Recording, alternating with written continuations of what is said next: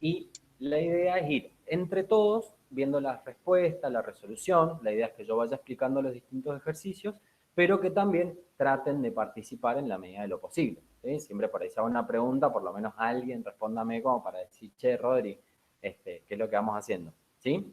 Así que ahora bánquenme un segundito que tengo que compartir ahí la pantalla y como ya saben, Google no me quiere para nada. De hecho, en este momento tengo abierto el Paint y Google no me lo está dejando abrir. Así que les voy a compartir ahora la pantalla donde tenemos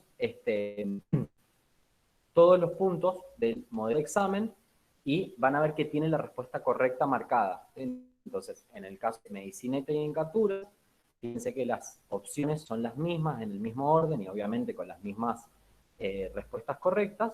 Y en el caso de odontología, acuérdense que odonto rinde con 5 opciones por pregunta. Entonces van a ver que el orden puede ser distinto, pero también lo tengo ahí ordenadito al lado en el caso de que sea distinto para verlo.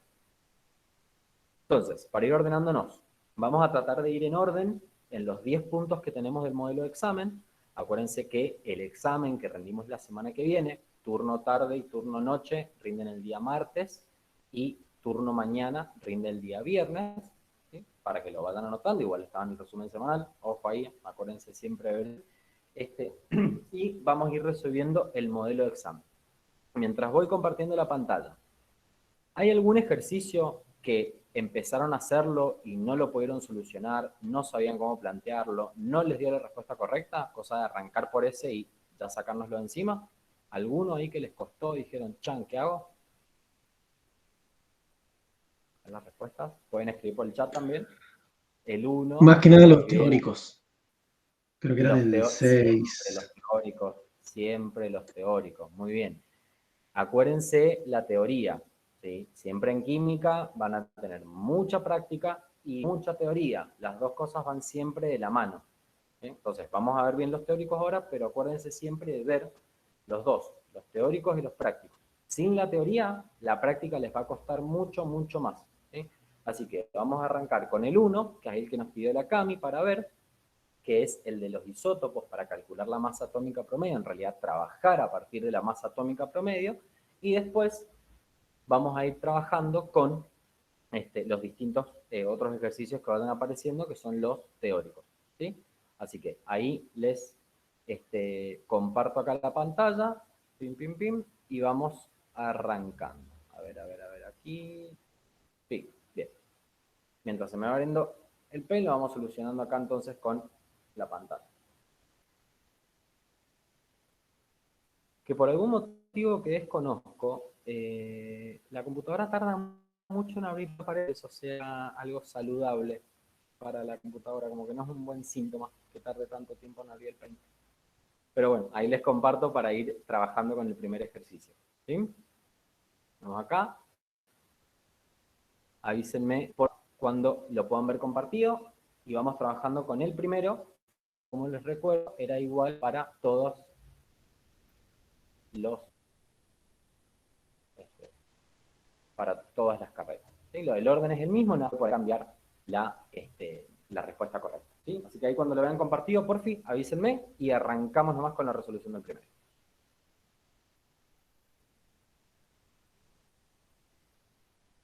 Profe, ahí se ve Se ve. compartido. Ahí se ve. Muy bien, joder. Entonces, fíjense acá, tenemos el primer ejercicio. Vamos a ver lo que nos pide, los datos que nos da, y ahí lo arrancamos a ver. Fíjense que me dice, el boro de masa atómica 10,811 UMA está formado por dos isótopos, el boro 10 y el boro 11, cuyas respectivas masas isotópicas son 10,0129 UMA y 11,0093 UMA. Calcula la abundancia natural de los isótopos.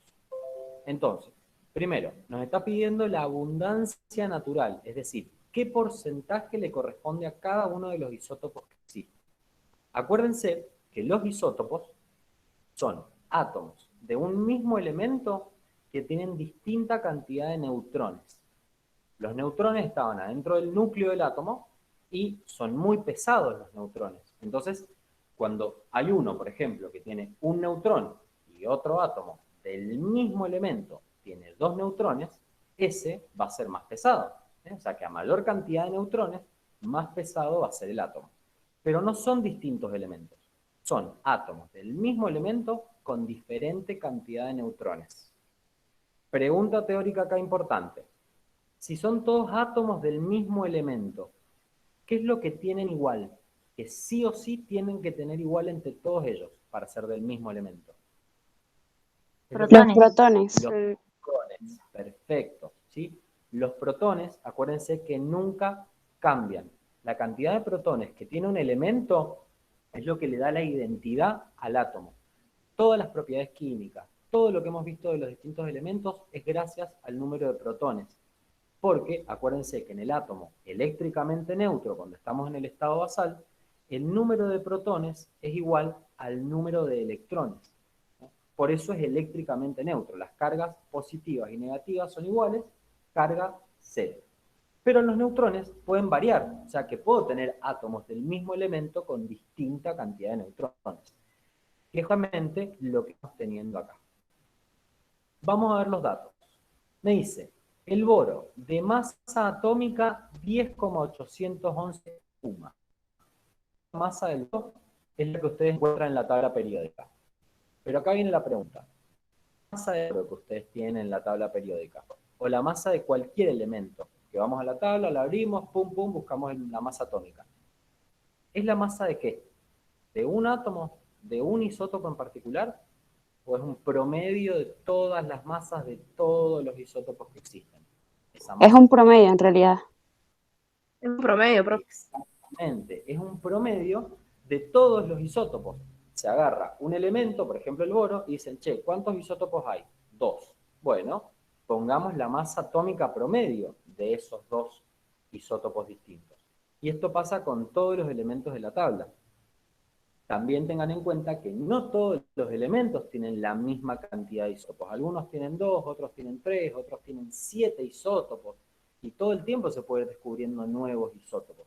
Obviamente no tienen por qué saber, primero, la cantidad de isótopos, las masas, la diferencia de neutrones y los nombres. No tienen que saber nada de eso. Pero sí saber que esa masa que me da acá en el ejercicio, que es la misma que sale en la tabla periódica, en realidad es un promedio de todas las masas atómicas de cada isótopo, lo que se denomina masa isotópica. La masa de cada isótopo, la masa atómica de cada isótopo, es una masa isotópica. Entonces, ahí ya vamos identificando los datos. Esta masa que me dio acá, entonces, es la masa atómica promedio. Fíjense cómo la anoto. Masa atómica promedio del boro, 10,811 UMA. Me da los isótopos. Boro 10, boro 11. Sus respectivas masas isotópicas son, pum, masa isotópica del boro 10, 10,0129 UMAS. Masa isotópica del boro 11, 11,0093 UMAS. Y me está preguntando la abundancia natural, o sea, el porcentaje de todo el boro que existe en la naturaleza, en el universo, qué cantidad, qué porcentaje tengo de boro 10 y qué porcentaje tengo de boro 11. Porque, ¿qué pasa si yo sumo esos porcentajes? Todo el boro 10 y todo el boro 11. ¿Cuál es el total de porcentaje que obtengo? El 100%. Exactamente, el 100%. Entonces, si yo sé que me pide calcular la abundancia porcentual, o sea, qué cantidad en porcentaje hay de un isótopo y del otro, sé que cuando lo sumo me dan 100%. Y esto es muy importante que lo tomen en cuenta, matemáticamente más que nada, más allá de la química. Porque ahora lo que vamos a hacer es matemática, ya la química la dejamos en un segundo plano. ¿Por qué es importante acordarse de eso? Porque si me está pidiendo el porcentaje de abundancia de cada uno, me da las masas isotópicas de cada uno y me da la masa atómica promedio, inmediatamente, que es lo mismo que hacíamos en la unidad 1 con las fórmulas de los gases, por ejemplo, tengo que pensar, ¿de qué manera yo puedo relacionar todos estos datos y averiguar la incógnita, averiguar lo que me está pidiendo el ejercicio? ¿Qué fórmula se les ocurre que podemos usar donde podemos relacionar todos estos datos que me da el ejercicio?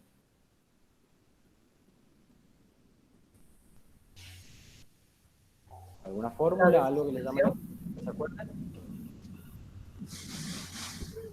¿Cómo dijo, profe? ¿Qué pregunta dijo? ¿Qué fórmula puedo usar para relacionar todos los datos que me da el ejercicio y las incógnitas que me pide averiguar? ¿Qué fórmula podemos Y usar? la de... Ahí creo que lo dijeron, a ver más fuerte. La de masa atómica promedio. Exacto, la fórmula de masa atómica promedio. ¿Sí? En esa fórmula yo tengo todos los datos que necesito, los meto ahí y tengo todos los datos. ¿Sí? Entonces ahí les volví a compartir pantalla ahora en el Paint para poder hacer marcas y cositas. Y fíjense, fórmula de la masa atómica promedio. La fórmula de la masa atómica promedio siempre la calculamos de la misma forma. Masa atómica promedio es igual a la masa de un isótopo por su porcentaje, más la masa de otro isótopo por su porcentaje, más pum, pum, pum, todos los isótopos habido por haber. Dividido 100. Siempre lo calculamos de la misma forma. ¿Sí? Entonces acá tenemos la fórmula planteada. Fíjense. Parto desde acá. Masa atómica promedio es igual a la masa del boro 10 por el porcentaje del boro 10 más la masa isótica del boro 11 por el porcentaje del boro 11, dividido 100. Pero ¿qué problema tenemos acá? Tengo dos incógnitas, porque no conozco el porcentaje de boro 10 y tampoco conozco el porcentaje de boro 11. De hecho, es lo que tengo que calcular. Tengo dos incógnitas acá. ¿Qué hacemos cuando tenemos dos incógnitas? Que probablemente lo hayan visto en física. Trabajamos con un sistema de doble ecuación o doble sustitución. Yo tengo una ecuación, masa atómica promedio, que es la general, digamos, que vamos a usar, y armamos nosotros otra ecuación aparte, y después, ¡pum!, la reemplazamos. Y de dos incógnitas que tenemos, ahora vamos a tener una sola. Ahora, ¿cuál es la ecuación que nosotros tenemos que armar, o la que nosotros vamos a armar? ¿De dónde puede salir ese dato para quedarme con una sola incógnita? ¿Cuál podemos armar nosotros y después meterla en la ecuación de masa atómica promedio? Lo dijimos recién, hay un dato importante. La del 100%. Exactamente, esto que tenemos acá. Si yo sumo el porcentaje de un isótopo con el porcentaje del otro, me da 100%. Por una cuestión de comodidad, lo que hemos hecho acá es esto, fíjense. En vez de escribir 84 veces porcentaje, boro 10, porcentaje, boro 11, generalmente nos es más sencillo identificar, por ejemplo acá, al boro 10 como X y al boro 11 como Y. Entonces, de esa forma, nos es más sencillo poder trabajar y nos evitamos tener que andar escribiendo 84 veces lo mismo. ¿Sí? Simplemente un detalle, para que sea más cómodo para nosotros trabajar. Si ustedes quieren escribir porcentaje, boro 10, porcentaje, boro 11, háganlo sin ningún problema. Pero les recomiendo que lo hagan de esta manera, es más fácil. Entonces, dijimos, si sumo el porcentaje de boro 10 con el porcentaje de boro 11, me da 100%. ¿Qué tengo que hacer acá? Despejar alguno de ellos. Nosotros acá elegimos despejar el porcentaje de boro 10, que es X. Entonces, X es igual a 100% menos Y, que es el porcentaje de boro 11. Trabajamos con esta. Esta ecuación es la que nosotros acabamos de hacer. Le podemos decir, si quieren, ecuación 1, ¿no? Como para ordenarnos un poquito y ir identificándolas para reemplazar. ¿No? Acá la tenemos, pum, pum, perfecto. Ecuación 1. Entonces vamos acá. Segundo paso.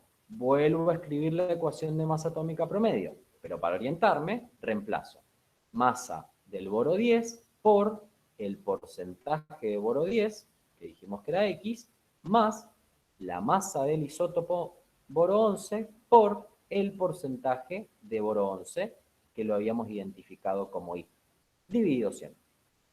Hacemos simplemente una reescritura de la fórmula para ordenarnos y que nos quede todo claro. Siempre acuérdense, con la mayor prolijidad posible. ¿Sí? No manden números para cualquier lado, traten tómense el año como para aprender a escribir más bonito y más mejor, para que les rinda mejor el espacio cuando vayan haciendo los exámenes y los ejercicios. Ahora reemplazamos y tenemos. Tercer paso. uso la ecuación que acabamos de hacer. Esta que nosotros teníamos acá, x es igual a 100 menos y, la reemplazamos acá. Esto lo reemplazo por esto. ¿Ven que es la misma? ¿Qué hicimos simplemente? Reemplazar nuestra ecuación 1 por x.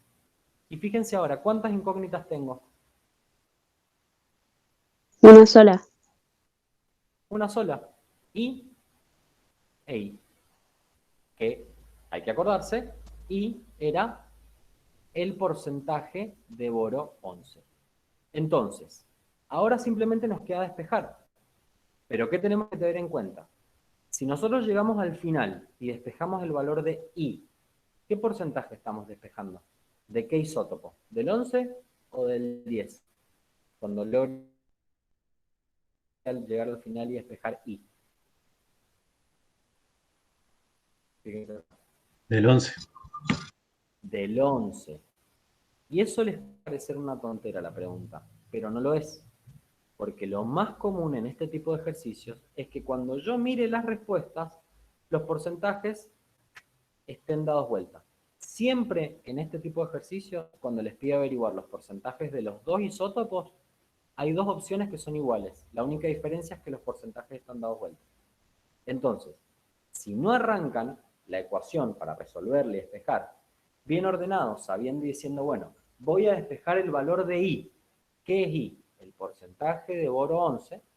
Al final, ya saben qué están despejando y van a poder poner bien la respuesta. Porque lo más común es ponerlo al revés, porque por ahí nos ponemos nerviosos, se nos va para un lado, nos olvidamos. Pero si ya sabemos que I es el porcentaje de boro 11, lo otro es despejar y ya al final una resta y tenemos todo el valor. ¿Sí? Hasta acá. ¿Alguna duda de esta partecilla que vimos ahora? Que tenemos acá. No, ninguna. ¿Una? Bien. Si hay alguna duda, ni escriban, ni pidan permiso, ni perdón, nada. Apretan el micrófono y me dicen, Rodri, pará, volvé. ¿Sí? Y volvemos. Siempre eso tenganlo en cuenta. No se queden con ninguna duda. Bien. Ya primera parte, listo. Acá se acabó química, se acabó la matemática media más o menos compleja. Despejar. ¿Yo qué les recomiendo con este tipo de ejercicios? Me tomo el atrevimiento de decir que en física hagan lo mismo porque para mí ha sido más cómodo durante toda la vida. Traten siempre, cuando tienen ecuaciones, de despejarlas con los símbolos. Y al final, cuando ya no puedan hacer nada más, ahí reemplacen con los valores.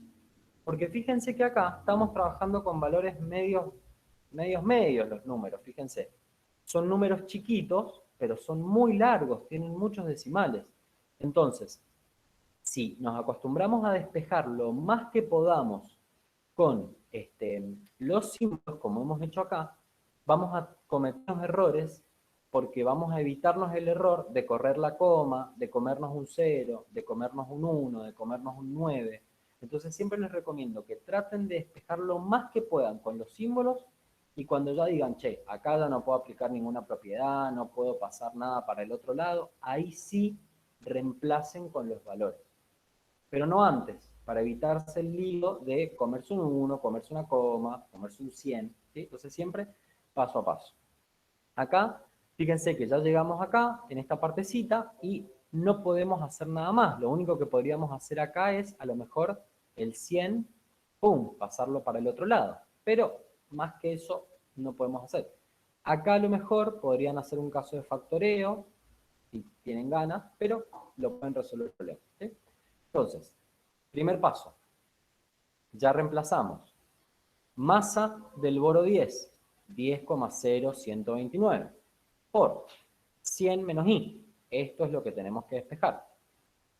Más 11,0093 UMA por porcentaje del boro 11. Y vamos despejando. El 100 está dividiendo, ¡pum! Lo pasamos multiplicando para este lado. Lo tenemos acá, fíjense. 10,811 por 100. Acá, ¿qué podemos hacer? Distributiva. Esto por esto por esto. Entonces, 10,0129 por 100 lo tenemos acá. Menos 10,0129 y más esto que acá, fíjense, mucho no podemos hacer. Es como si estuviéramos trabajando con las X. Las famosas X que hacemos siempre en matemática. ¿Vieron cuando se pudría matemática y decíamos por qué meten letras si estamos trabajando con números y ya la estaba pasando mal? Bueno, toda la vida vamos a trabajar con esto, ¿sí? Así que ahí vamos a hacer paso. Resumos. Acá multiplico esto por esto, 1081 es el producto de esto. Resuelvo acá, 1001,29. ¿Y qué hago con esto? Que son términos dependientes con la misma incógnita. ¿Qué puedo hacer ahí? Rápidamente. Se puede estar. Multiplicar. Muy bien, hacemos la suma, ¿sí? Tanto con tanto, ¡pum! Me da el valor. Ojo con los signos. Ojo con los signos. Porque este ejercicio en realidad no tiene mucha complejidad, si se pueden ver. Pero los errores más tontos son los que más nos perjudican. Comerme un signo negativo, comerme un 1, comerme una coma. Entonces siempre atentis con eso. Entonces, acá vamos resolviendo y voy identificando acá, lo vamos poniendo con rayitas para ver bien lo que fuimos haciendo. Esto que tenemos acá es este resultado de acá abajito. Esto que tenemos acá, y producto de esto, acá lo tenemos. Y todo esto, que son los términos que son dependientes de I, ¡pum! Los tenemos acá y hacemos la suma. Esto con esto. Me da este valor. Ahora, ¿qué nos queda hacer? Dejar todos los términos dependientes de I de un lado y los otros mandarlos para el otro lado. Entonces, esto que está acá, sumando, lo pasamos para el otro lado, restando. Guarda con los signos. Y esto quedó solito acá, fíjense el mismo valor. Siguiente paso, hacemos esta resta. 1081,1 menos 1001,29. Me da 79,81. Esto queda igual porque hasta ahora no podemos hacer nada. Siguiente paso, ¿cómo hago acá para despejar I? Paso dividiendo ese número para el otro lado. Exactamente. Este, pum, pasa dividiendo para acá. Entonces me termina quedando 79,81 dividido 0,9964. Y ya obtuvimos este valor, 80,098. Porcentaje es el valor de I. ¿A quién correspondía I? Me voy al principio. Porcentaje del boro 11. Hasta acá, ¿alguna duda? ¿Algún paso que se perdieron? ¿Algo?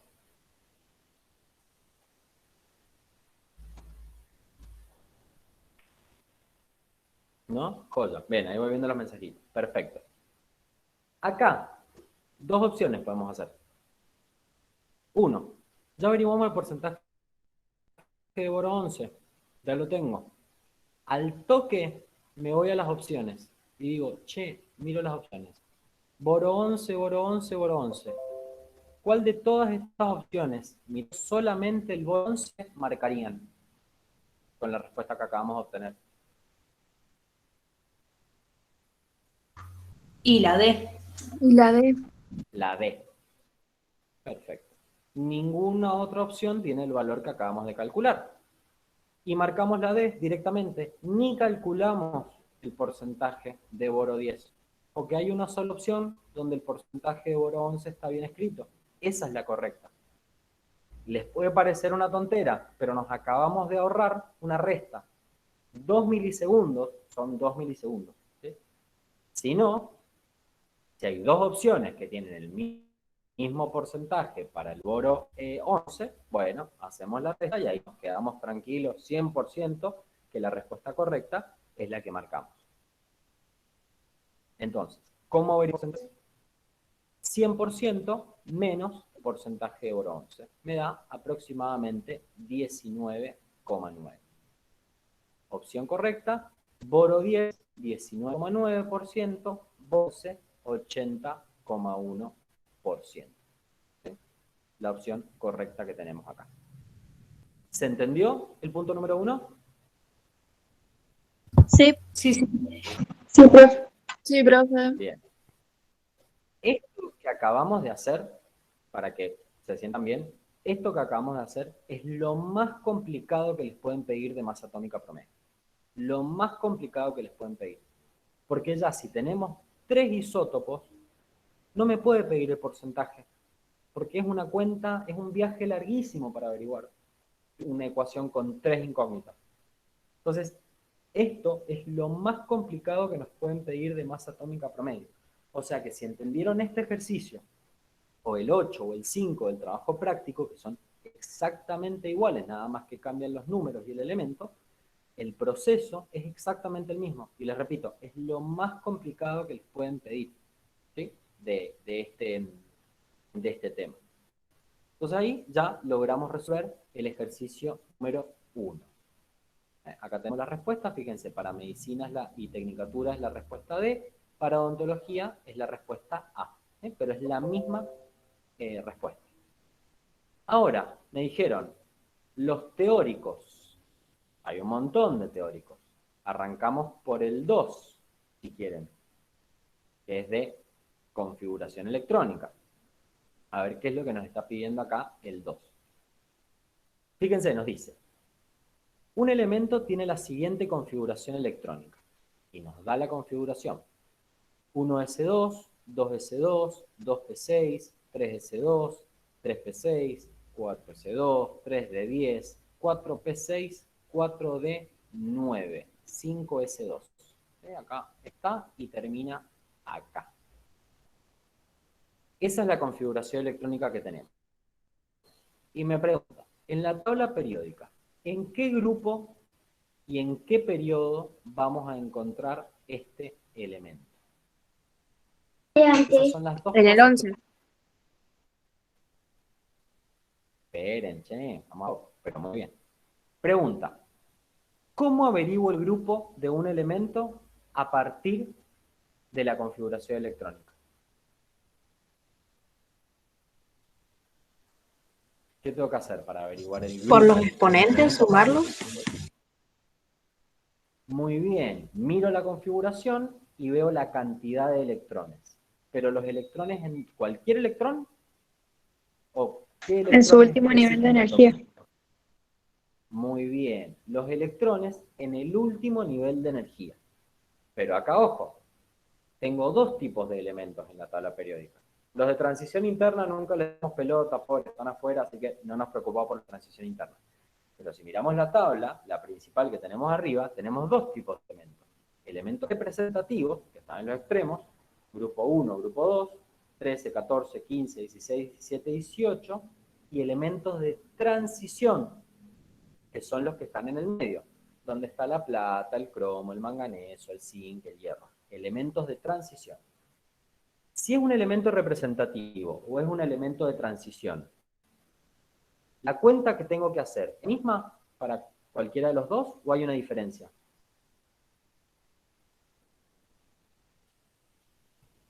Hay una diferencia ¿O no la entre los cuenta? 3. Muy bien, hay una diferencia. Si yo estoy trabajando con un elemento representativo, la suma que yo hago son los electrones del último nivel de energía. Y si estoy trabajando con un elemento representativo, ¿dónde cae el último electrón? ¿Cómo terminan las configuraciones de los elementos representativos? ¿En qué subnivel? En S y en P. Perfecto. Subnivel S o subnivel P. Ojo acá. Si el elemento termina en un subnivel P, tengo que hacer la suma de los electrones del S con los electrones del P. Lo que sería grupo 13, 14, 15, 16, 17, 18. Porque siempre se olvidan de los electrones del S. Siempre. Se van, por ejemplo, al cloro. Tomémoslo como ejemplo. Grupo 17. Tiene 7 electrones en su último nivel. ¿Por qué? Porque tiene 2 electrones en el S y 5 electrones en el P. 2 más 5, 7. Grupo 17. Eso pasa del 13 al 18. ¿Sí? Electrones del S con los electrones del P. Y si es un elemento de de transición, ¿qué tengo que hacer cuando es un elemento de transición? Sumarle 2. Electrones. Cuando es de transición, ¿sumarle 2? ¿O cómo sería? Con una forma más académica, digamos. Depende en qué nivel termine, irle sumando los electrones. Por ejemplo, 12, 6 o 2. Si termina en el S, si termina en el P. Pero ahí estamos trabajando con representativos, porque los elementos de transición no terminan en S o en P. ¿Dónde cae el electrón, el último electrón del elemento representativo? ¿En qué subnivel cae? D. En el D. Siempre cuando estemos trabajando con un elemento representativo, el último electrón cae en un subnivel D. Entonces, para calcular el número de grupo, tengo que sumar los electrones del D y los del S anterior. Siempre hagan eso. Los del D y los del S anterior. Por eso, los grupos representativos van del 13 al 12. Porque fíjense, ¿cuál es la mínima cantidad de electrones que puedo tener entre el S y el D? 2 y 1. 3. Grupo 3. ¿Y cuál es la máxima cantidad de electrones que puedo tener cuando sumo el S y el D? La máxima cantidad, ¿cuál es?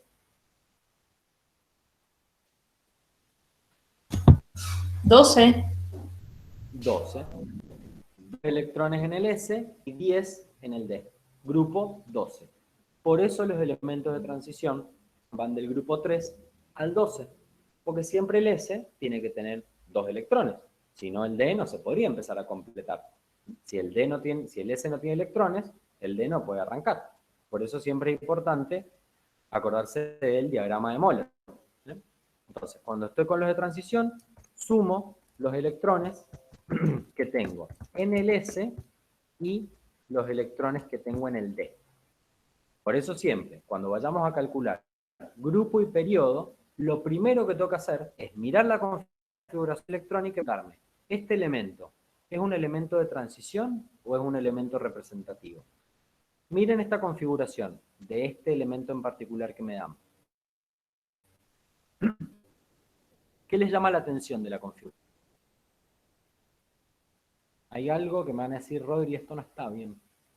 Puede ser el Para mí falta- D9. ¿Cómo? El nivel D termina en 9. Pero fíjense cómo está escrita la... No es el la orden en el que configuración. va. En vez del 4D9 tendría que ir el 5S2 y después el 4D9. Muy bien, perfecto. Fíjense acá. Acá lo tengo puesto, vamos a poner acá, fin, perfecto. Así me da la configuración electrónica el ejercicio. Y muy bien, esto es al revés. Primero tengo, vamos a ponerlo acá más grandecito, ahí está. Primero debería tener el 5S2 y después el D9. ¿Y por qué hace la tabla esto? Porque esto está sacado tal cual de la tabla periódica. ¿Está mal que me dé vuelta el S con el D? ¿O es posible? ¿Puede pasar? No, Que está las tablas bien me lo den eso. así. Puede Está pasar. bien, en realidad. ¿Por qué? Porque nosotros sabemos que los distintos subniveles se van completando en orden. ¿Sí? No es un viva la pepa, hay que respetar un orden para ir completando los subniveles. Pero las tablas periódicas, al darme vuelta el S con el D, logran que el último nivel que yo escribo coincida con el periodo. Miren en las tablas que ustedes tienen en la casa y van a ver que todos los elementos de transición, en la gran mayoría de las tablas, hacen esto. Les dan vuelta el S con el D. Les ponen, por ejemplo, 4P, 4D, 5S.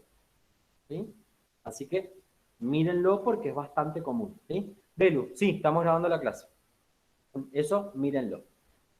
Ahora, ordenamos la configuración, así trabajamos perfectamente. ¿Qué elemento tengo acá? ¿Representativo o de transición?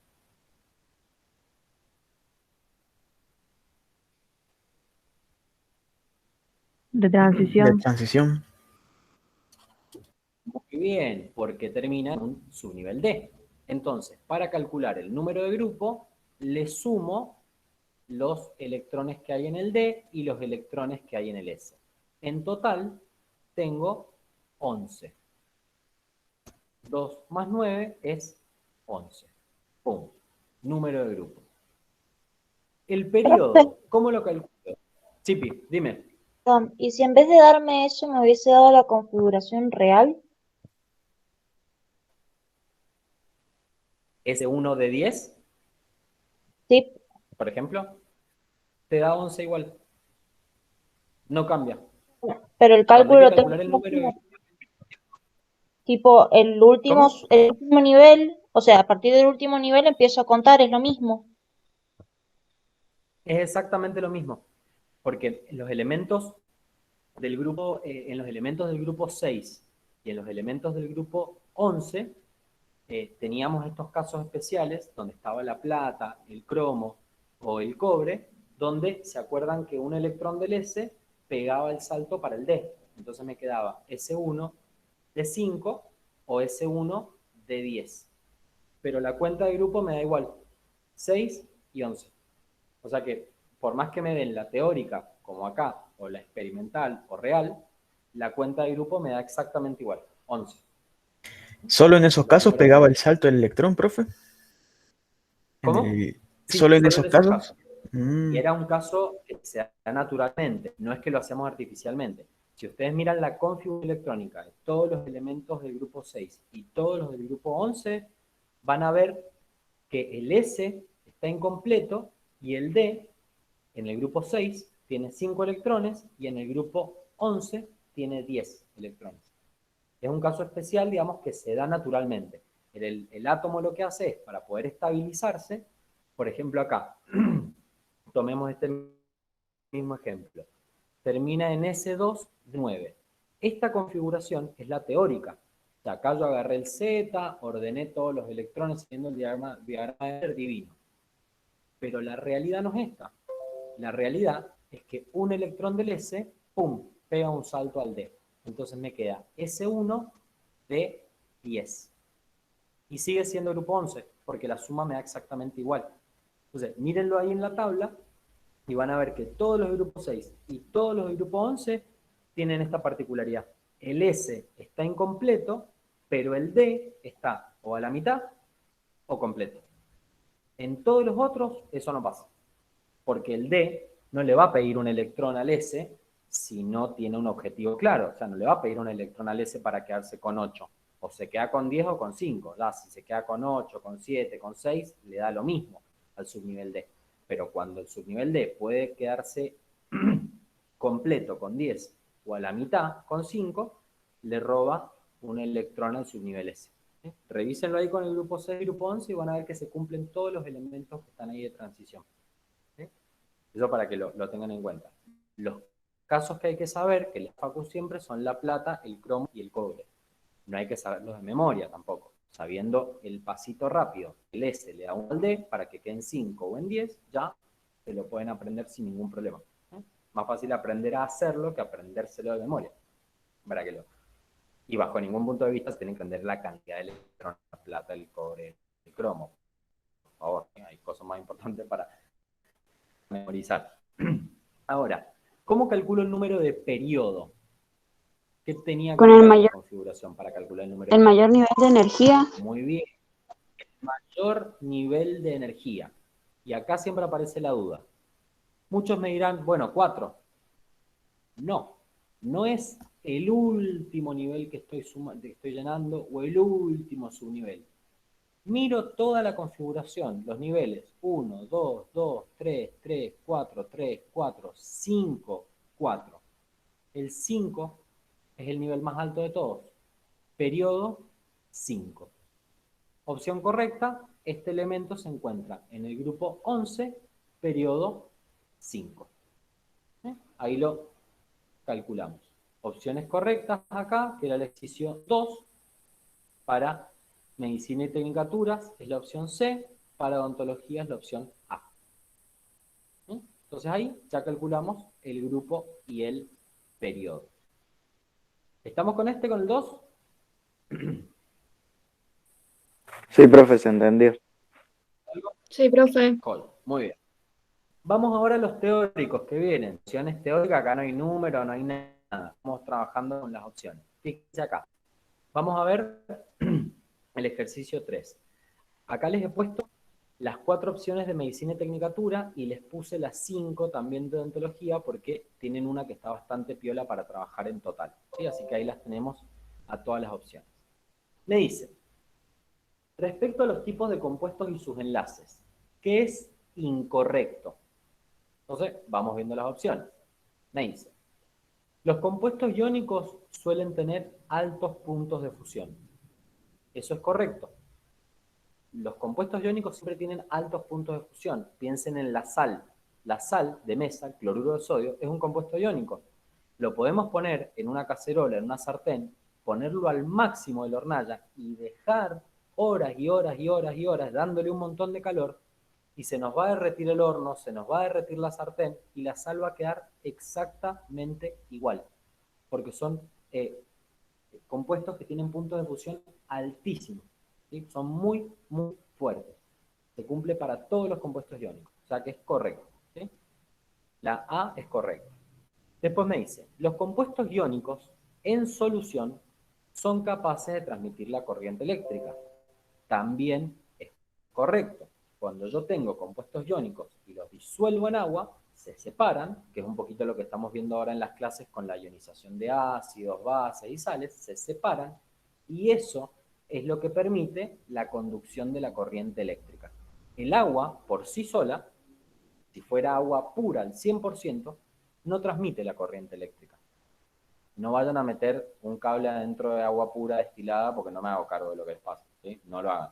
Pero el agua pura no transmite la corriente eléctrica. Se puede transmitir la corriente eléctrica porque hay compuestos iónicos disueltos.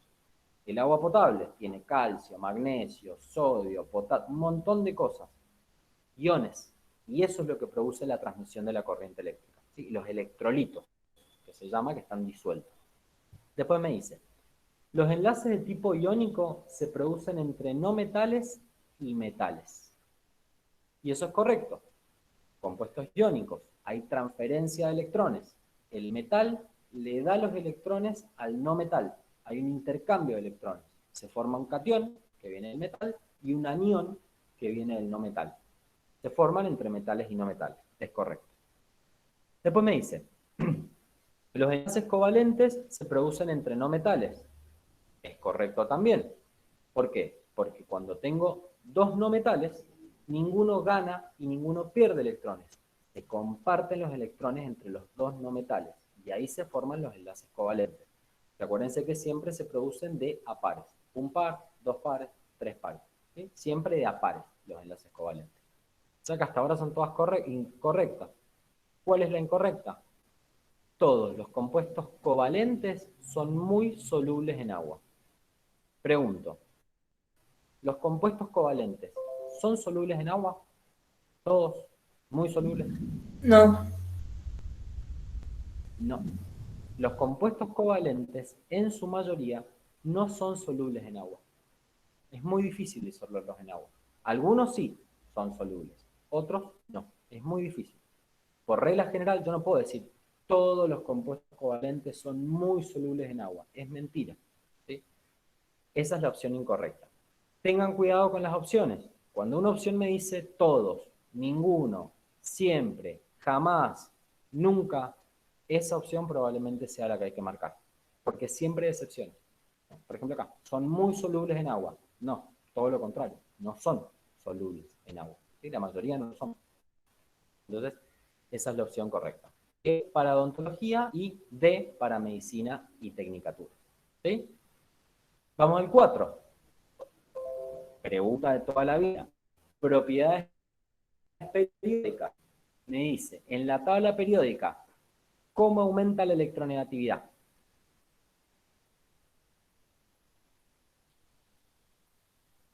Pregunto, para que me respondan. ¿Cómo aumenta la electronegatividad en la De tabla izquierda a periódica? derecha hacia el flúor, ¿no era? Desde abajo hacia arriba también. De Muy izquierda a bien. derecha, abajo a arriba. Perfecto. Muy bien las dos respuestas.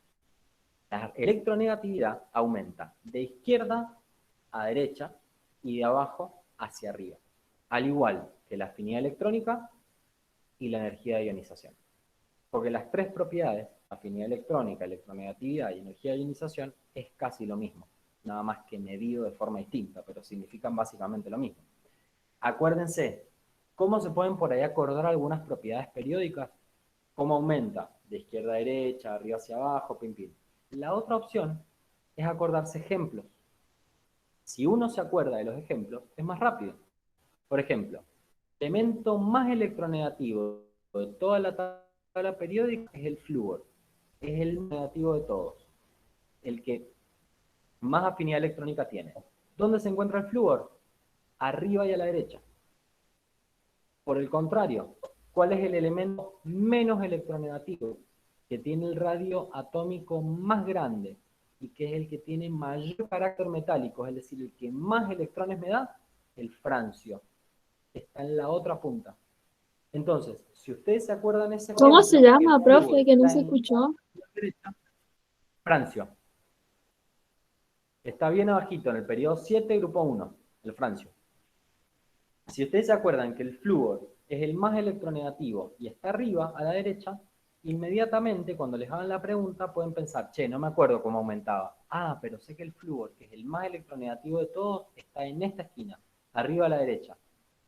Y ya van a poder razonar, si está el más electronegativo arriba y a la derecha, ¿cómo aumenta esta propiedad? Y hacia la derecha y hacia arriba. Y ahí se lo van a aprender mucho mejor. Es más fácil. Por lo menos para mí, esa es la forma más sencilla de aprenderse las propiedades periódicas. Siempre buscando algún ejemplo, muy extremo, porque todas las propiedades periódicas tienen excepciones. Y no es a rajatabla que el 100% de los elementos se cumple así, que aumenta o disminuye. No.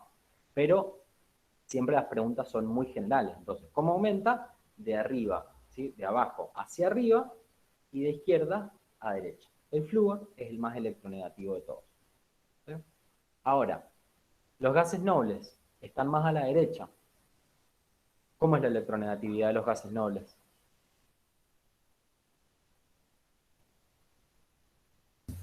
No tienen.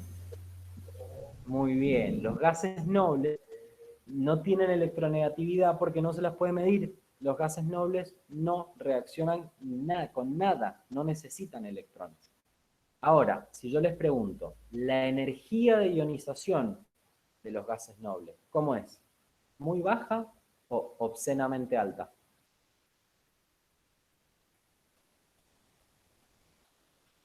Ah, los maté con la pregunta.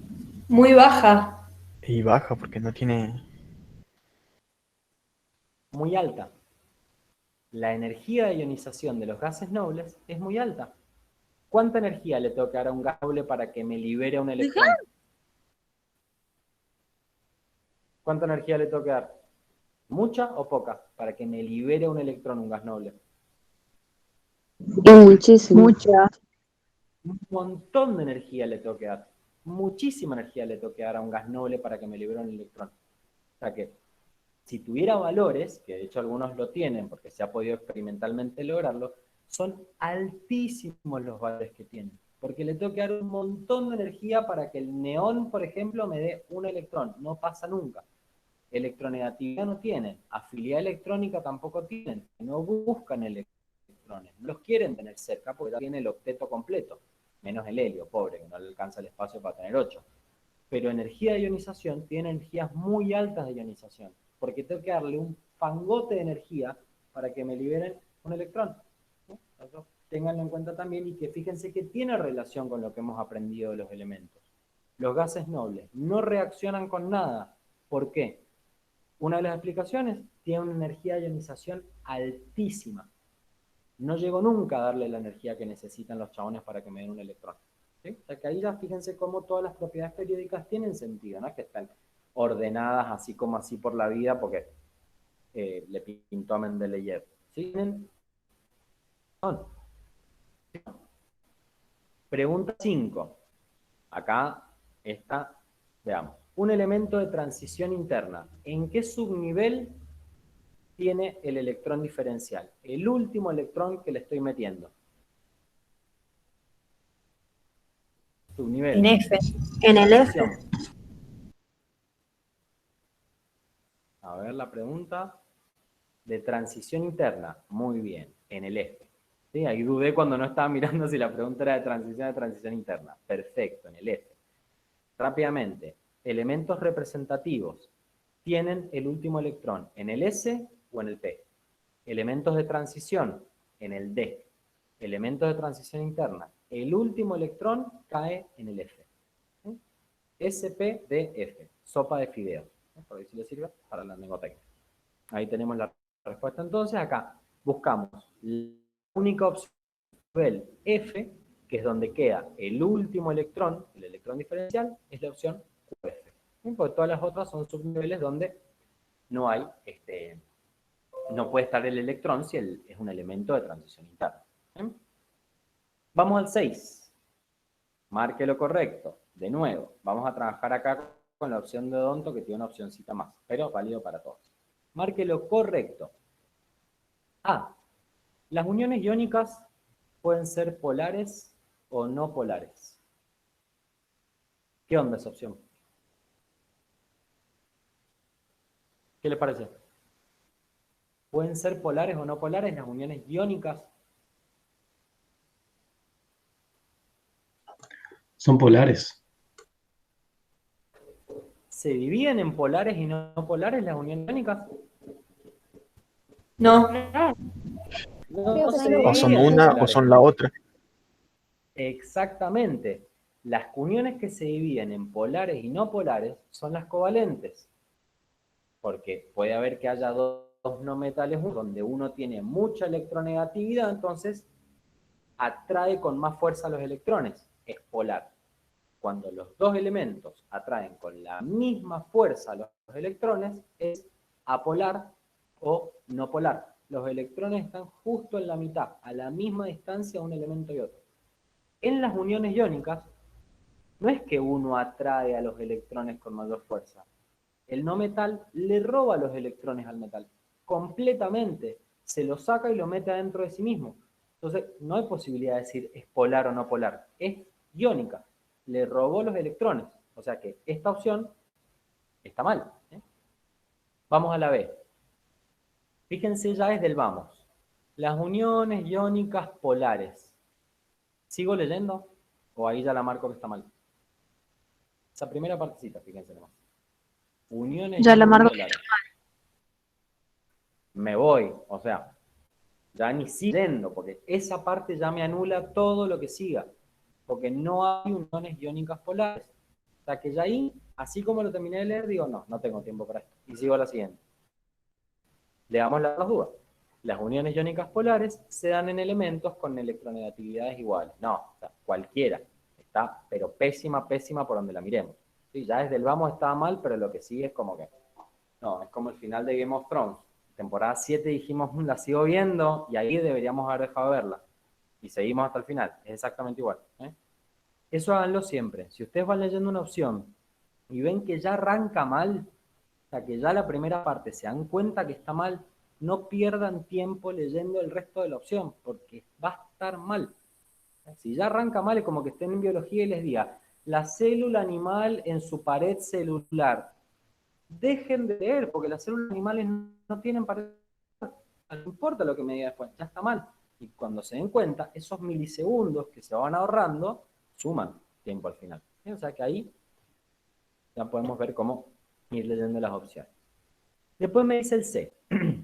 Si la diferencia de electronegatividad entre los dos elementos involucrados en el enlace es menor a 1,9, el enlace es iónico. ¿Qué está mal acá? ¿Qué pasa si la electronegatividad o la diferencia, mejor dicho, es menor a 1,9? ¿Qué tipo de enlace es? ¿Es iónico o es covalente? Si la diferencia de electronegatividad del enlace es menor a 1,9. Es covalente. Era covalente polar. Exactamente, es covalente, ¿sí? De 0 a 1,9 es covalente. De 1,9 en adelante es iónico. Incluso Hay algunos compuestos que a primera vista, yo los miro, los compuestos del flúor sobre todo, a primera vista, yo miro el compuesto y digo, ah, son dos metales, es covalente. Y toda la diferencia de electronegatividad me da mayor a 1,9. Es iónica. El flúor hace siempre eso, ¿no? Muchos de los elementos del flúor, cuando se combina con el azufre, con el hidrógeno, con algunos elementos, cuando hacen la diferencia les da un valor muy, muy grande, ¿no? Por ejemplo, la diferencia de electronegatividad en el fluoruro de hidrógeno, flúor, hidrógeno, los dos son no metales, me da de 1,8. O sea, por esto no es iónico. Está ahí, al borde, ¿no? Entonces, si es menor, es covalente. Si es mayor, es iónico, ¿no? Entonces, acá lo que está mal es esto. Si acá dijera, es covalente, la puedo marcar. Vamos al D. Me dice, los enlaces covalentes se producen entre metales y no metales. ¿Qué onda esto? Pésimo. Los enlaces covalentes se producen entre no metales y no metales. Ahí también, ya leí la palabra metal, chau, me voy a la opción siguiente. Por descarte, ¿cuál es la única que nos queda? Y la opción E, que ¿qué nos dice? Cuando los átomos que se unen tienen la misma electronegatividad, atraen con igual fuerza los electrones involucrados en la unión. Sería un enlace covalente apolar o un enlace covalente no polar. ¿Por qué? Porque los dos elementos están atrayendo a los electrones con la misma fuerza. Entonces los electrones me quedan en la mitad. No están ni más cerca de uno ni más cerca del otro. Justo a la mitad. Esto pasa siempre en las moléculas elementales. Oxígeno, hidrógeno, nitrógeno.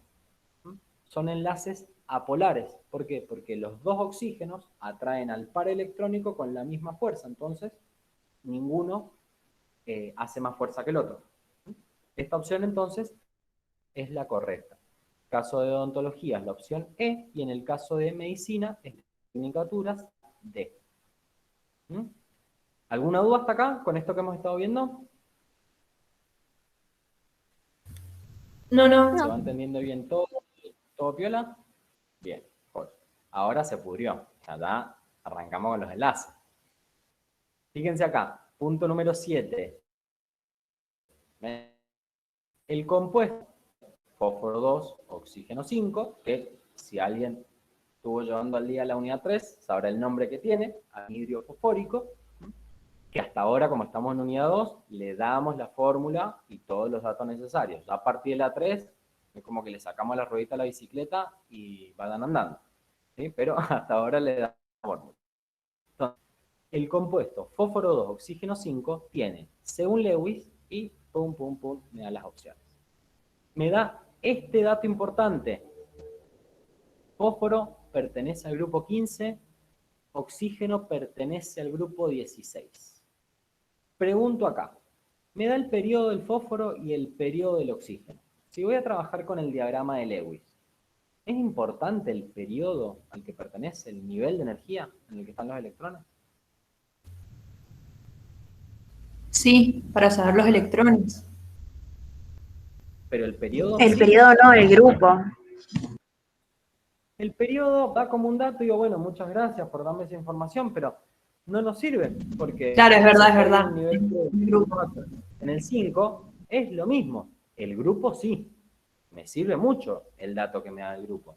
Porque yo ahí sí, como dijo Lacande creo recién, miramos el grupo y podemos saber los electrones que hay en el último nivel.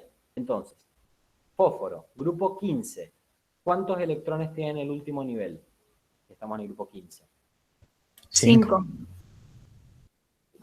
Oxígeno, grupo 16. ¿Cuántos electrones tiene en el último nivel? 6. Perfecto. Ahí ya tenemos el dato. Ahora, el problema que siempre aparece acá cuando vamos a... Porque ya tenemos la cantidad de electrones, tenemos los elementos, hasta ahora todo bien.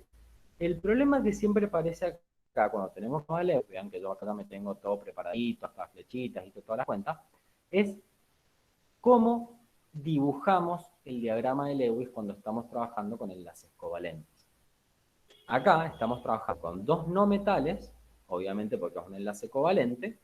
Para eso tenemos que mirar la fórmula y ver qué tipos de elementos tengo. Entonces, miro la fórmula y tengo fósforo, es un no metal, oxígeno, es un no metal, listo, es una unión covalente.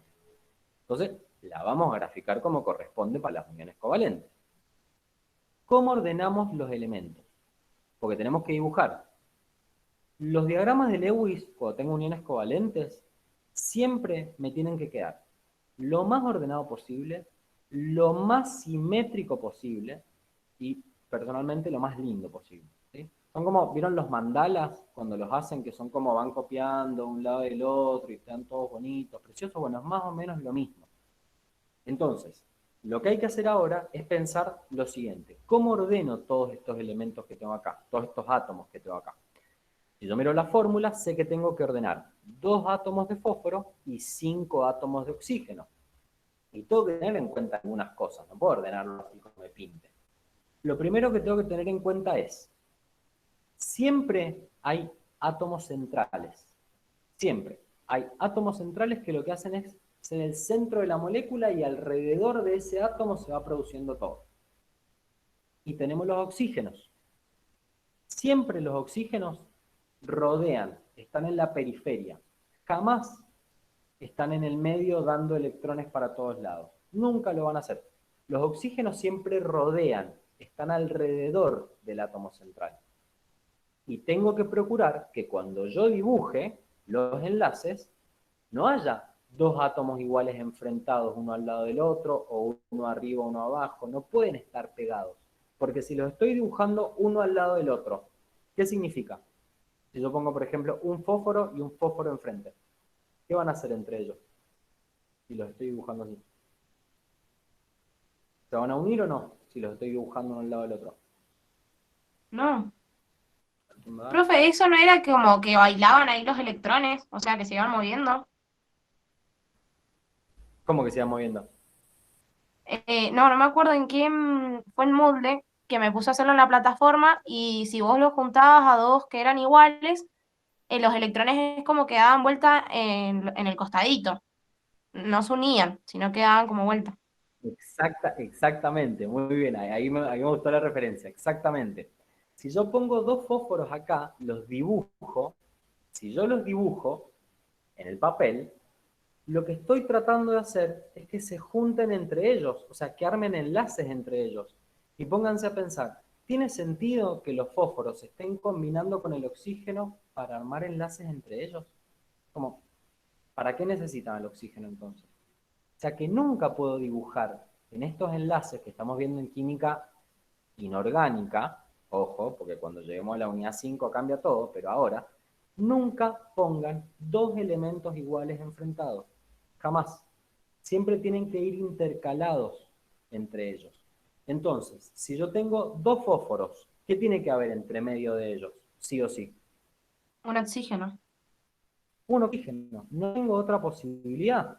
Porque si le meto un fósforo al lado de otro fósforo, se pueden unir, pero los oxígenos no van a tener que hacer. Van a estar ahí como mirando diciendo, ¿para qué me invitas si no vas a compartir electrones? Entonces, ahí ya tenemos esa primera parte. Me quedan 4 oxígenos. Estos 4 oxígenos que tenemos acá rodean a los fósforos, porque se cumple también lo de recién. No puedo poner el oxígeno acá o el oxígeno acá, porque no se arman enlaces entre átomos iguales. Entonces, un oxígeno acá, otro oxígeno lo puedo poner acá, otro oxígeno lo puedo poner arriba y otro oxígeno lo puedo poner acá arriba. ¿Podría poner este acá abajo y este arriba? De poder se puede. ¿Se los recomiendo? No. Siempre tiene que quedar lo más simétrico posible. Porque al quedar simétrico, fíjense a este dibujo que hicimos. Tengo una simetría. De acá para acá es igual que el otro lado. Exactamente igual. Y al quedarme un plano de simetría, hago la mitad del trabajo.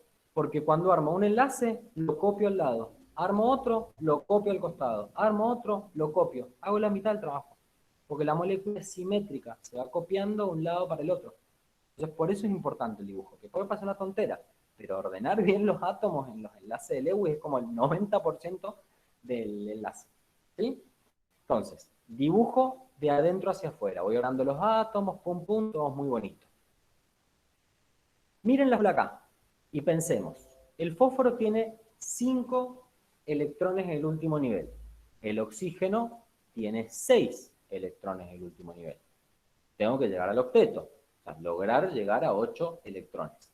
Al fósforo le faltan 3, al oxígeno le faltan 2.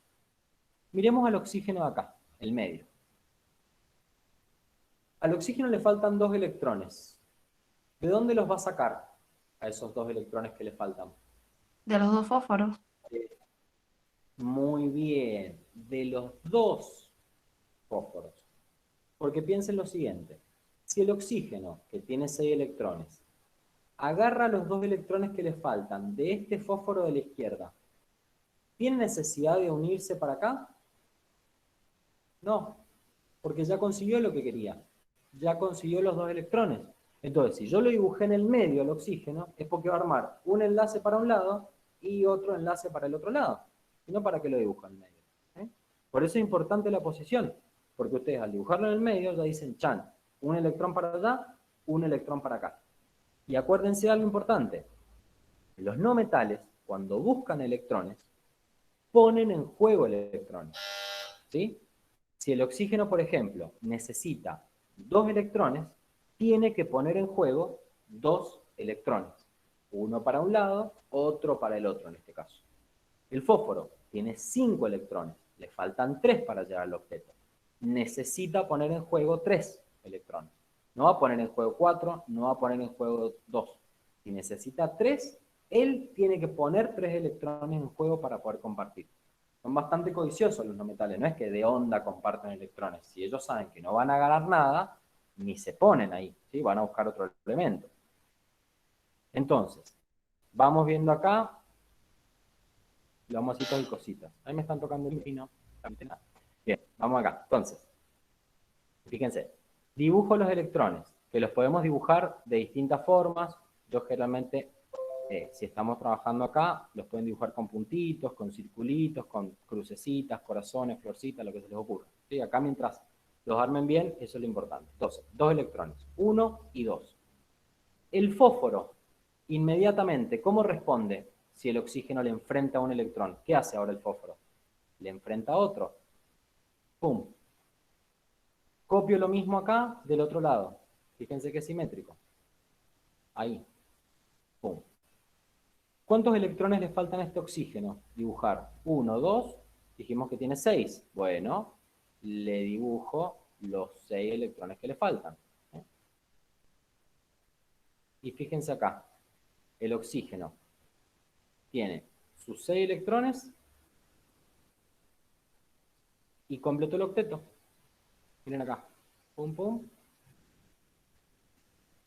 Logró completar el octeto. Ya. Sus 6 electrones, 7, 8. Tranqui. Ahora vamos al fósforo.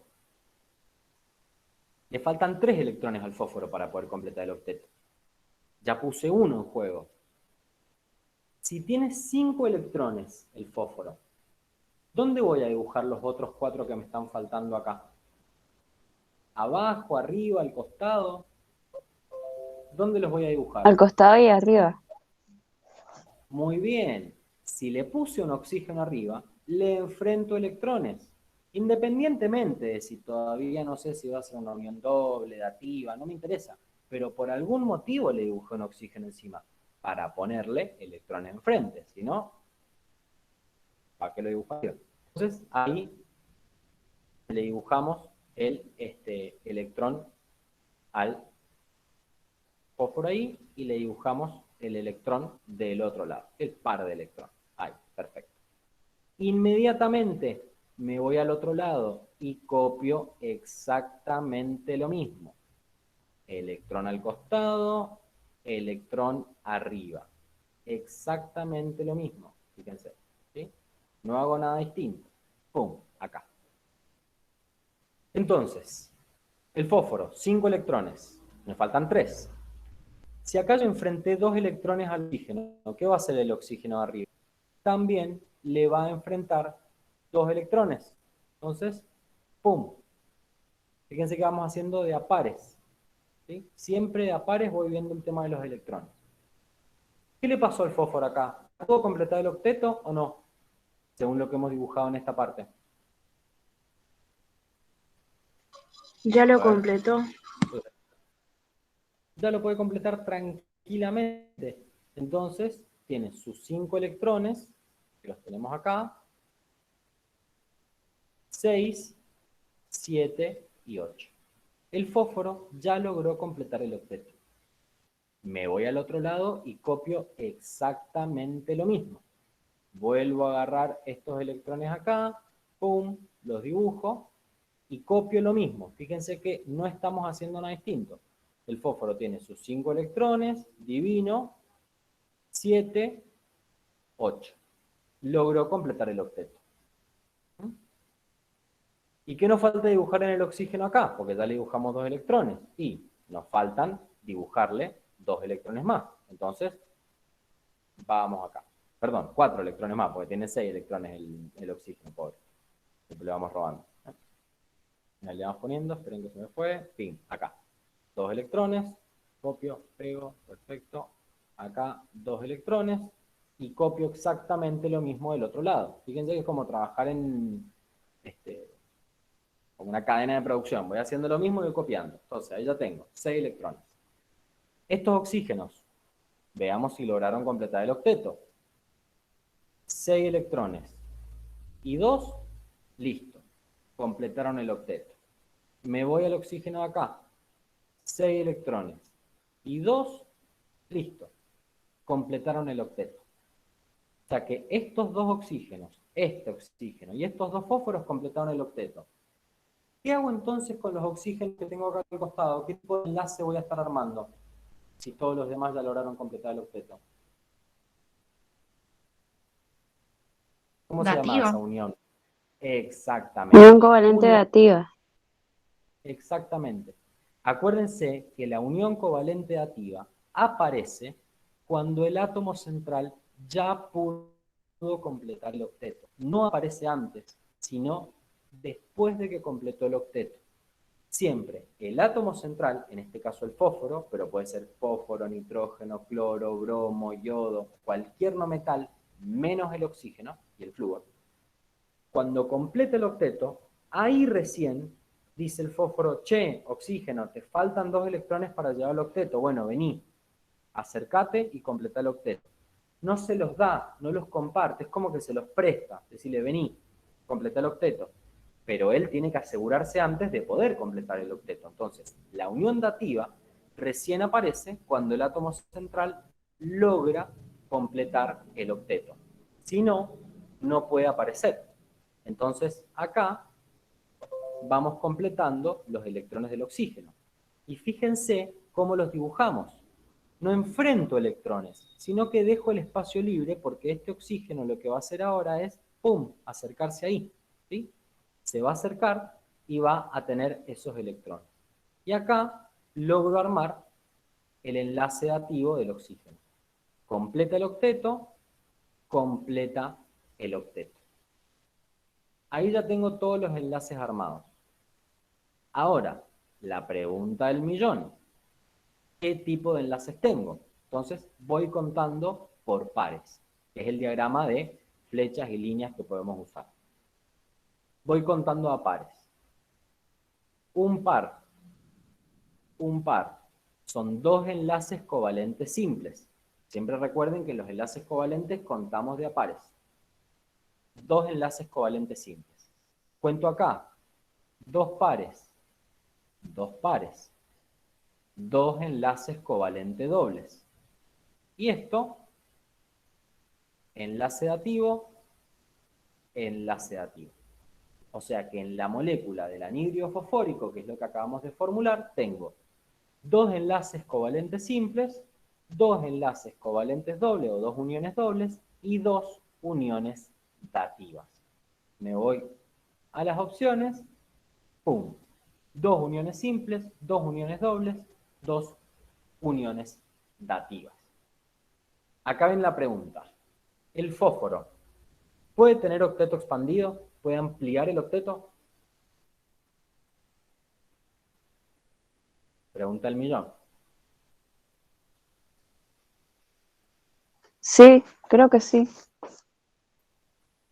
Muy bien, el fósforo puede ampliar el octeto, puede tener octeto expandido, porque está a partir del nivel 3.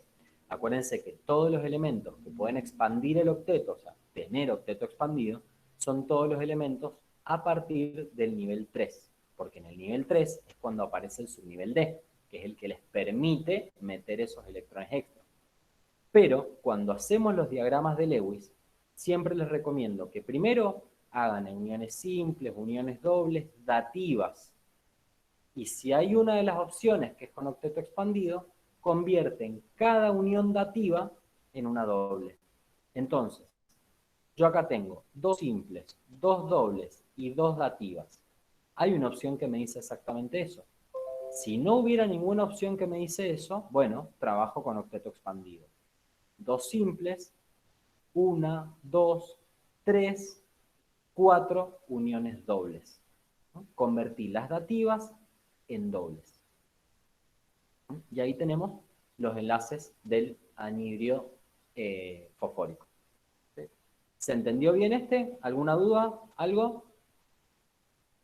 Profe, ¿cómo dijo que las uniones dativas se convierten en dobles, dijo?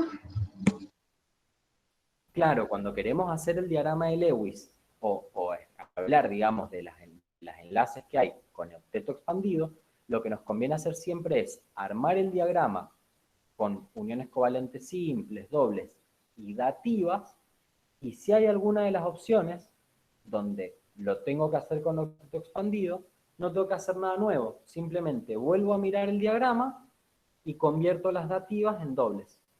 Entonces, acá, si lo vendo con octeto expandido, leo como unión simple, unión doble, doble, doble, doble. Las dativas las convierto en dobles. Es como lo más rápido que tenemos para hacer y para evitar errores. Hago con dativas y para hacerlo con octeto expandido, cada unión dativa se convierte en una unión doble. Entonces, paso de tener 2 simples, 2 dobles y 2 dativas a tener 2 simples y 4 dobles. ¿Sí? ¿Ahí se entendió mal la pregunta? ¿Cómo hacer? Sí, se entendió, profe. Ahora, eso siempre háganlo así porque es más fácil que arrancar desde el principio con octeto expandido, porque se van a quedar sin el y no van a poder hacer las uniones. Entonces, traten siempre de hacer las dativas y si no hay ninguna opción, bueno, convierto en doble las opciones. Pero nunca, esto acuérdense, nunca van a tener las dos posibilidades. El ejercicio les tiene que dar la opción o con octeto expandido o con teoría del octeto. Nunca van a tener las dos opciones, una con teoría del octeto y la otra con octeto expandido, porque no es que una esté bien y la otra esté mal. Son dos formas de explicar lo mismo. Entonces, o es una o es la otra, pero nunca un ejercicio les va a dar las dos opciones, porque si no, las dos son correctas. ¿Eh? Eso ténganlo en cuenta cuando no tengan tanta ansiedad cuando vayan a rendir. Ahora, 3 puntitos nos quedan, en 2 patadas los sacamos. Un ejercicio 8. ¿Cuál de las siguientes aseveraciones es correcta? Vamos viendo. Opción A. Todos los gases nobles cumplen con la regla del octeto. Arrancamos con la palabra todos. Ahí ya lo miro con pinzas, porque digo, algo está mal. Y efectivamente, me dice, todos los gases nobles cumplen con la regla del octeto. Es mentira. Todos los gases, excepto el helio. El helio no tiene octeto, porque tiene un máximo de 2 electrones. No le alcanza el espacio para meter 8 electrones. 1s2 es la configuración del helio. Es la excepción. O sea, todos los gases nobles tienen el octeto, sí, excepto el helio. Entonces, esta opción es incorrecta. Después me dice, vamos acá. Los metales no pueden formar enlaces de ningún tipo entre ellos.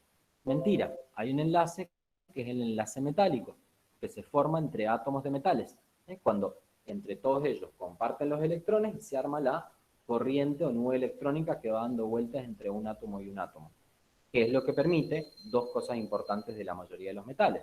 La transmisión de la corriente eléctrica, porque pasa la corriente y me distribuye a todos los electrones hacia el mismo lugar, y el magnetismo. El magnetismo, el hecho de que los metales sean magnéticos, es justamente porque tienen todos los electrones dando vuelta entre uno y el otro. Entonces, cuando viene el imán, ¡pum!, se ponen todos para el mismo lugar o para el otro. Eso es lo que permite que sean magnéticos los metales, o que puedan ser magnetizados. ¿Bien? Esa nube que van compartiendo. Después me dice C. Los elementos no metálicos tienen energías de ionización altas. Y eso es correcto. ¿Por qué? Porque la energía de ionización es la cantidad de energía que le tengo que dar a un átomo para que al estado gaseoso me libere un electrón. Esa es como la definición general. ¿Sí? Pero básicamente, ¿qué es la energía de ionización? La energía que le tengo que dar a un átomo para que me libere un electrón. Y los no metales no liberan electrones. Todo lo contrario, ganan. Entonces, para que yo pueda liberar un electrón de un no metal, tengo que darle muchísima energía. O sea que esta opción es correcta. Los no metales tienen energías de ionizaciones muy altas. Después me dice el D. En el enlace dativo, el par electrónico que se comparte es aportado por ambos elementos. Está mal. En el enlace dativo es un elemento el que pone el par para completar el octeto. Toma ejemplo lo que acabamos de hacer. Fíjense el enlace dativo. El fósforo solamente pone los electrones. No se comparten entre los dos. En el enlace dativo, uno pone el par electrónico y el otro, ¡pum!, viene cerquita y logra completar el octeto. O sea que está mal. Y la E me dice, los metales tienden a ceder electrones y convertirse en aniones. Esta primera parte está bien. Los metales tienden a ceder electrones, pero no se convierten en aniones. ¿En qué se convierten los metales cuando ceden electrones? En cationes. Exactamente. Se convierten en cationes. ¿Sí? Por eso está mal esa opción, por la segunda parte. Entonces la correcta es la C para odontología y para tecnicaturas y medicina es la C también. Coincide ahí las dos. Perfecto. 2 preguntitas más y nos vamos a almorzar, a tomar un cafecito. 9. Heisenberg afirmó en su conocido principio que... ¿Cuál es el principio de Heisenberg? ¿Alguien se acuerda? No el de Breaking Bad. Principio de Heisenberg. Y otro nombre también. Se lo conoce como principio de incertidumbre. ¿Qué me decía el principio de Heisenberg? Que no es posible conocer, ¿qué cosa? Exactamente la velocidad y el lugar en donde se encuentra un electrón. Exactamente. El principio de incertidumbre, el principio de Heisenberg, me dice que es imposible conocer simultáneamente la velocidad y la posición de un electrón. En el mismo momento no puedo. O conozco la velocidad, pero no conozco la posición, o conozco la posición, pero no le puedo calcular la velocidad. Eso es lo que me dice el principio de incertidumbre o principio de Heisenberg. ¿Qué es la opción? Acá, A. Es imposible conocer simultáneamente la velocidad y la posición exacta de un electrón. Eso es lo que me dice el principio de Heisenberg. Todas las otras opciones, aclaro por las dudas, son otras leyes que hemos visto, pero no son el principio de Heisenberg. Por ejemplo, la B es la ley de la termodinámica. La C es la ley de Lavoisier o ley de conservación de la masa. Y la D es una expresión del principio de exclusión de Pauli, que es de configuración electrónica. O sea, sí, son otras leyes, pero no es lo que me está pidiendo el ejercicio. El ejercicio me pide qué dice el principio de incertidumbre. Y es la opción A. ¿Sí? Y por último, otro ejercicio de configuración electrónica. Me dice, un elemento cuya configuración electrónica es 1s2, 2s2, 2p6, 3s2, 3p2. Me pide ubicarlo. Pasos. Porque acá lo tenemos y está marcada, pero no miren la opción marcada. Pasos. Configuración electrónica. ¿Qué me fijo primero? Vamos. ¿Qué tipo de elemento es acá? Representativo. Muy bien. Primero me fijo, el elemento es representativo de transición. Acá, miro la configuración. Termina en P. Miramos como es nivel 1, 2, 3. Está ordenado, está perfecto, o sea que no corremos riesgo de que haya esa cosa rara que hace la tabla que me los da vuelta, como vimos al principio. ¿Sí? P, perfecto. Representativo. Muy bien. ¿Cómo calculo el número de periodo? ¿Qué es lo que tengo que mirar para ver el número de periodo? El El último mayor nivel. nivel de energía. Muy bien, el mayor nivel de energía. En este caso, 1, 2 y 3. El mayor nivel de energía es el 3. Perfecto. O sea que es periodo 3. Vamos ahora. Número de grupo en los elementos representativos. ¿Cómo lo calculaba? Tengo que sumar los electrones del S y del P, que sería 4. Perfecto. Muy bien. Los electrones del último nivel. En este caso, el último nivel es el 3. Y tengo 2 electrones en el subnivel S y 2 electrones en el subnivel P. O sea que estoy en el periodo 3 y 2 más 2 es 4, grupo 4. Opción C, en este caso. La respuesta al 10 para Tecnicatura y Medicina es la C y para Odontología Profe. también la C. ¿Sí? Dime. Profe, ¿le puedo hacer? A mí en ese me resultó una duda en el 10, porque creo que es el elemento silicio, ¿puede ser? Sí, puede ser el silicio. Yo me confundo porque, bueno, a mí me dijo el profe No, Cristi, tenés creo razón. que, no lo quiero mandar al frente, Tenés razón, está mal la pero respuesta. claro, porque el silicio Listo. está en el periodo 14, perdón, periodo no, grupo 14, y esa era mi duda. Muy bien, muy bien. ¿Qué está mal acá? Perfecta la respuesta. ¿Qué está mal acá? Díganme. El grupo. Perfecto. ¿Puede ser grupo 4 un elemento representativo? No. No. ¿Qué grupo es si me da 4? 14. El grupo 14. Podría ser Perfecto. 4A. Claro, en número Muy romano. bien, pero debería estar en número romano. Perfecto. Muy bien. Eso no Menos mal, sabía, no vale sé que me si se refería a número romano o no sé. No, porque Por eso lo dejé en duda. Pero muy, muy bien. Mirá que nadie se ha dado cuenta. Acá entonces, perfecto. La opción correcta es grupo 14, periodo 3. Porque si es grupo 4, es un elemento de transición. Perfecto, entonces, la aclaración. Muy, muy bien. Es el grupo 14. 2 puntos más le tenés ya en el examen. No, pero muy bien. Muy bien, gracias por la aclaración. ¿Se entendió la aclaración de la Male? ¿Quedó claro entonces que es grupo 14, periodo 3? Sí, profe. Ronnie, perfecto. Son lo más de lo más. Bueno, acá resolvimos el modelo, el examen. El examen de la semana que viene es bastante parecido. Y aprovecho para hacer el comentario de que los exámenes en química son siempre acumulativos, es decir, que hay altas probabilidades de que haya algunos puntos de la unidad anterior. Siempre, la mayoría es todo de la 2, pero puede aparecer 1 o 2 ejercicios de gases, de moles, para no perder la práctica. ¿Sí?